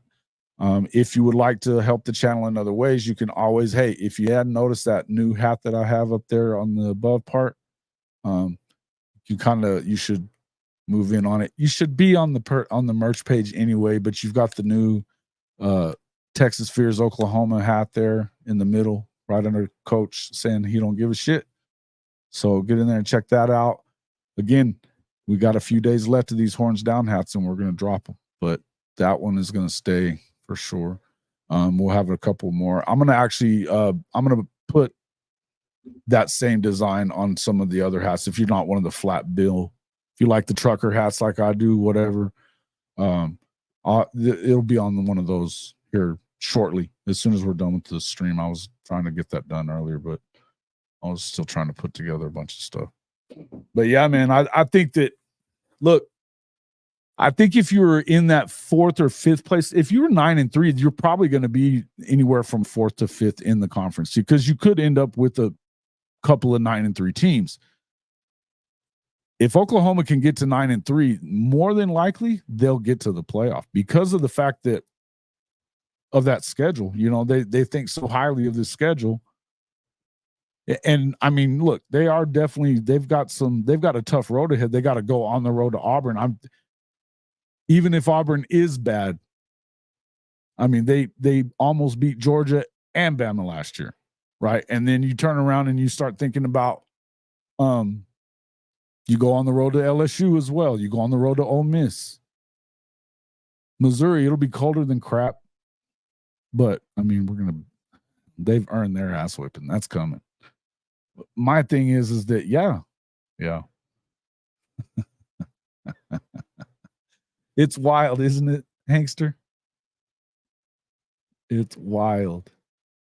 But yeah, you guys should definitely get on there. Check out the pod merch.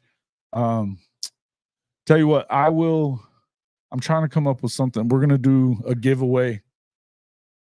If we can get, I'll tell you what. We want to get to 4,000 subs before the season starts. We've got 46 days before week 1 starts. So if we can get to that, I'll give away multiple items if we get there before. So share the stream with your friends, the people that you know that like to watch college football. We talk a lot of trash in here and we enjoy it. I was trying to get the stash in here today too, but we'll do for sure this week we'll do another call-in show. I'm trying to actually get it set up where you can call and you don't have to.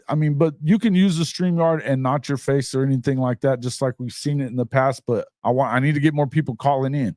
Neilio needs to call in. All you guys could call in, man. A lot of, Jamie, Neilio, Hankster, you used to call in. What's happened to you lately? You haven't done it in a while. They put Tennessee and Mizzou above Ole Miss. Wow. They don't. Who really? That's that Saban being pissed at Lane all the time. That's awesome. That is freaking awesome.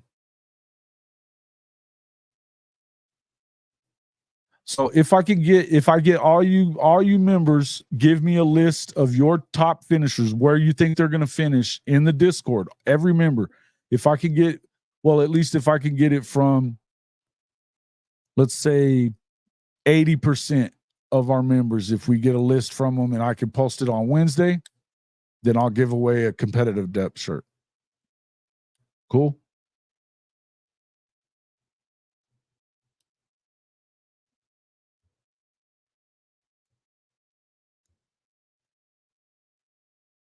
Georgia, Texas, Missouri, OU in that order.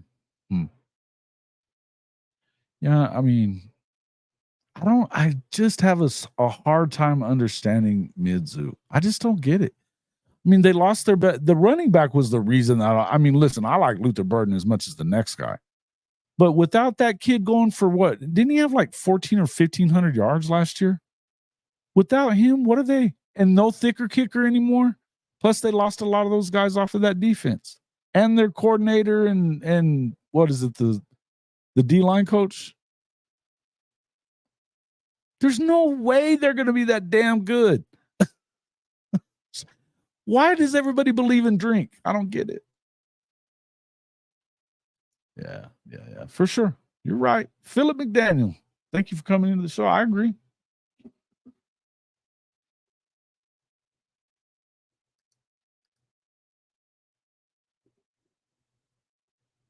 Mm-hmm. Yeah, they lost them. They've lost. Look, I just don't get it. I don't see it. Let's just say that. Oh, okay, so maybe they have a good running back that came. Maybe they've got a decent running back. Is he going to get what the other kid got? No way. He was a stud. And I don't know that I believe in Cook so much. They believe in the easiest cupcake. That I get. This I get, Stephen G. You're not wrong. You out of here, Stink? Stink, yes, Cat. Appreciate you coming in. I'm fixing to jump off too, man. I got to get out of here. Got some stuff I got to get done today. But yeah, we'll definitely be back in here tomorrow, and we'll be talking. We'll have a lot more to talk about with SEC Media Days going on, and I'm sure there'll be there's always lots of trash talking. This is what SEC Media Days is awesome. Lots of trash talking. Maybe I'm not sure exactly what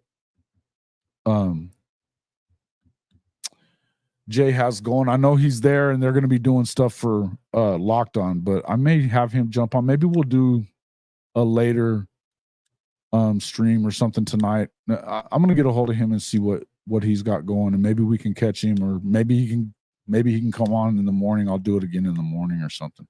We'll see what he can do over the next couple of days. Obviously with BV and those guys being there tomorrow, I'm sure he'll have some more stuff, than normal.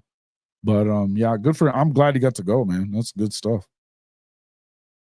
I know they have a couple of options, but I mean, and they do run the ball pretty well. I think their offensive coordinator is a decent coordinator. But yeah. Hey man, appreciate you coming in. Horns down.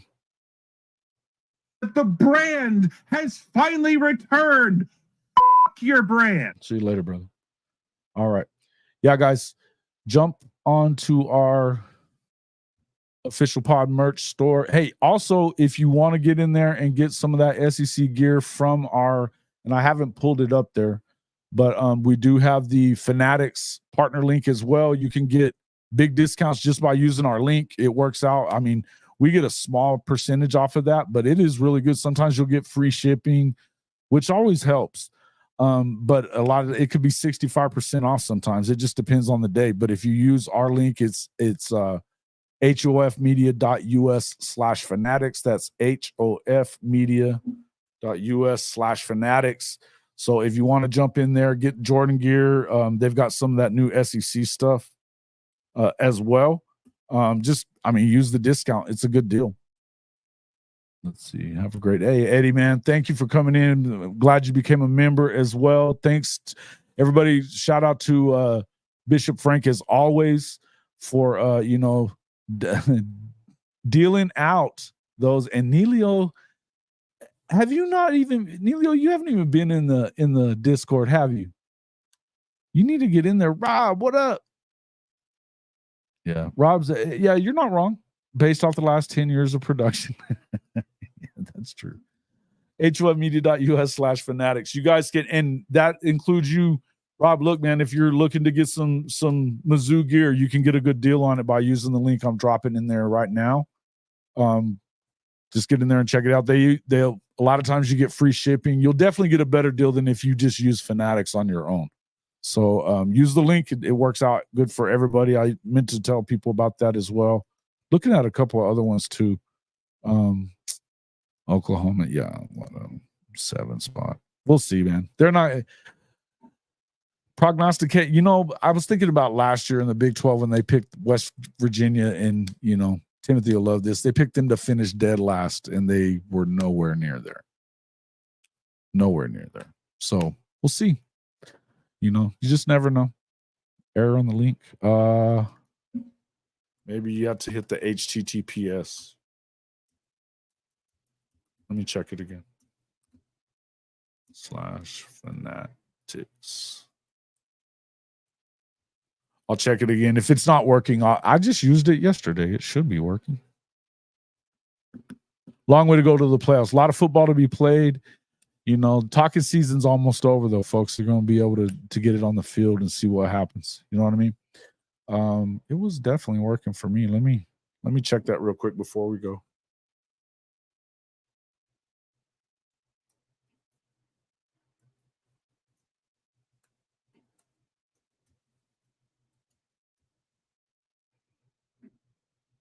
I went straight to it for me, man. If you go to hofmedia.us, okay, it worked. Okay, it's probably just because of the HTTPS. Get in there and check it out. And there's actually another couple of them that I can sign up for. As far as those, Fanatics is kind of hit and miss sometimes. They usually have really good deals on stuff though. But there's a couple of other brands out there, and I've been looking at I'm trying to remember the names of them. But I can go through my Spotify collabs stuff and look at some of that as well. So. Yeah, like I said, I'll keep on. It's the member page. Go to the member page, and that link's right on there, Lemon. Or chicken. Oh, did I? Yeah, I probably did. My bad. Virtual season talks. Hey, man, I'm gonna go. You said offer up, right? Isn't that what Mars said? Offer up. Yes. Hit the like button and share, man. I appreciate it, guys. Make sure that you share us with your friends, man. Like I said, if we can get to 4,000, I'll give away multiple items out of the show merch. We'll do some different stuff like that. Maybe we'll do a ticket giveaway or something. So the more we get, the better. It always helps out, man. Just watching the show, we appreciate it. Hitting that like button is a free and easy way to help the program. We have to find our way to kind of make make this worth our while to continue putting this content out day after day. But it's doing well. I've been excited about it. The channel's growing all the time. We get more people on here. I love having you guys in here, and I appreciate you so much. I can't even tell you. It's such a big deal. Such a big deal to me. Chicken, I will I'll shoot you a text in a little bit if you don't find it. But go on to the member page, and it should be right there, so you can get in. All right. Yeah, but make sure you go in there and drop just a list of your top 16. Rank them how you think they're going to finish. All you members. All right, guys. Thanks a lot for jumping in here. Yeah, absolutely. Sure. Hey, you know what? Yeah, let me I'll figure out something with there. Yeah, we'll do something. We'll even put something in the pod merch. But yeah, you can always. I can get something from Fanatics for you if you're the winner. Absolutely, I would do that. Thank you, Bishop Frank, man. Appreciate you so much. Thank you, Chicken. Thank you, Neilio. Love all you guys, man. Thanks a lot for coming in. We'll see you on the next one.